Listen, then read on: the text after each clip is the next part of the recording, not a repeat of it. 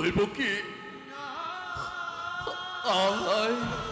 ওর বুকুর মাছ লয়া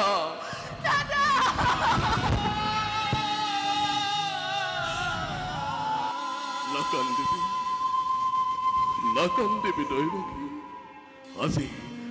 আজি এই শুভ দিবসৰ মহেন্দ্ৰ খেলত ক্ৰন্দন কৰি মোক আৰু বিফল নকৰিবি আই না কান্দিবি